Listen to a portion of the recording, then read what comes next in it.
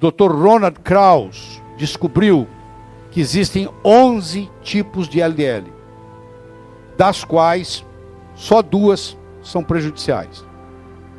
Ou seja, muitos dos colesteróis elevados, quando você trata, você está prejudicando, independente das outras coisas.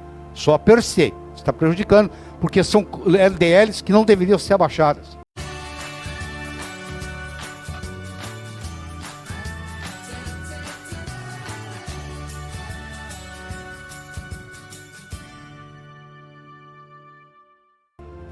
O 5º ensaio clínico, você lembra que nós fizemos 4 ensaios. O estudo de Honolulu, de Porto Rico, de Chicago, de Framingham, não mostraram nada. Não existe correlação entre dieta, gordura saturada, infarto do miocárdio, nada disso. O 5º ensaio clínico foi o chamado Mr. Fit.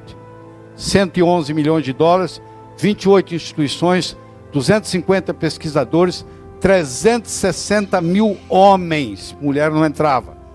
De 35 a 57 anos, recrutados entre 73 e 77, 4 anos só recrutando, 7 anos de follow-up. O grupo tratado tinha a pressão arterial e o colesterol um pouco mais baixos. O que era o grupo tratado? Era o grupo que fazia uma série de intervenções. Parava de fumar, tinha atividade física, etc.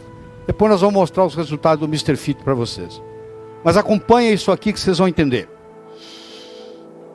Eu disse para vocês que nos anos 70, no começo dos anos 70, eu me formei em 72. Só existia colesterol. Colesterol, o máximo era 320. Não existia colesterol bom, colesterol ruim. Então, em 1949, John Goffman, de Berkeley, que é uma das universidades mais importantes dos Estados Unidos, na Califórnia, ele desenvolveu a ultracentrífuga. Então, com as ultracentrífugas, começou-se o processo de pensar em se dosar LDL. Em 1970, começou-se a dosar LDL.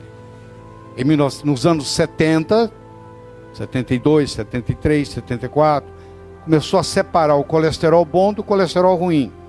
O LDL era o mau e o HDL era o bom. Em 2008, vamos dar um pulo, 14 bilhões de dólares foram gastos só nos Estados Unidos para baixar o LDL. Em 2008, hoje é mais. 24 milhões de americanos tomam estatinas, pra você ter uma ideia. Ela entrou no mercado em 1987. 1987. Em 2010, o Dr. Ronald Krauss descobriu que existem 11 tipos de LDL, das quais só 2 são prejudiciais. Ou seja, muitos dos colesteróis elevados, quando você trata, você está prejudicando, independente das outras coisas. Só per se, está prejudicando, porque são LDLs que não deveriam ser abaixadas. Eu vou simplificar para vocês. Do mesmo modo que eu tenho colesterol bom e colesterol ruim, eu agora vou começar a ter LDL boa e LDL ruim. Aí isso também vai ser dividido, porque só 2 são prejudiciais. As outras 9 são benéficas ou neutras. Dieta gordurosa aumenta a forma benigna do LDL. Carboidratos refinados aumentam a forma maligna. Todas as vezes que você ingerir gordura, você está beneficiando o seu corpo, aumentando a LDL benéfica. Tá? Isso está publicado no American Journal of Clinical Nutrition, que é na nutrição, é o jornal de maior credibilidade. Estou inventando nada, não. Então hoje, o que resume a história é o seguinte: o paciente seu está no consultório com a LDL elevada. Existe o paciente com a LDL elevada padrão A, existe o paciente com a LDL elevada padrão B. O padrão A, que é a grande maioria, não deve ser tratado. Esse paciente vai ter a relação triglicérido-HDL baixa.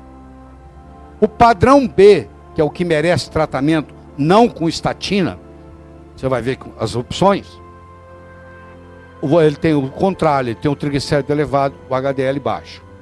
A regra é muito simples. O padrão A é benéfico, o padrão B é maléfico. A regra, quando eu faço a relação triglicérido-HDL, ela tem que estar, triglicérido dividido por HDL, tem que estar menos de 2,2. Você pega o triglicérido do paciente, divide pelo HDL do paciente. O ideal está abaixo de 2,2, tá? Quando estiver acima de 2,2, a possibilidade de ser o padrão maléfico aumenta. A relação triglicérido-HDL prediz, olha só, o tamanho e a malignidade do LDL colesterol. O que o cardiologista tem que olhar hoje é na relação triglicérido-HDL. Além disso, olha só o salto quântico que eu vou dar aqui para você. A relação triglicérido-HDL também me diz se esse paciente tem resistência insulínica ou não. Se a triglicérido-HDL for maior que 2,5, provavelmente esse paciente tem resistência insulínica e é um candidato a síndrome metabólica. E, consequentemente, a infarto, acidente vascular cerebral, a câncer. Porque a síndrome metabólica está relacionada com câncer. E tudo começa aqui com o triglicérido. Tudo começa com a resistência insulínica. Deixa eu apresentar para você, para quem não conhece, o Grupo Cochrane. O Grupo Cochrane é um grupo situado, se não me engano, na Suécia, onde eles fazem análises de estudos no mundo inteiro. Por exemplo, eles fazem análise de estudos de colesterol. Eles são a opinião pública de pessoas inteligentes, cientistas, que se reúnem. Ele fez um estudo, a meta-análise foi feita pelo Grupo Cochrane, Grupo Internacional de Cientistas, em 27 estudos com 18 mil participantes, e chegou-se à seguinte conclusão. Olha só, 27 estudos, 18 mil pacientes. O Grupo Cochrane seleciona e chegou à seguinte conclusão. Quem quiser entrar no site do Cochrane, está aqui, ó, www.cochrane.org. Ele é formado de cientistas e leigos que se preocupam com teorias, que são teorias, e nunca foi provado que é verdade, e eles fazem uma crítica sobre isso. Então o Grupo Cochrane, você pode entrar lá e ler. As dietas baixas em gorduras saturadas não tinham qualquer efeito significativo na mortalidade total ou mesmo na mortalidade cardíaca.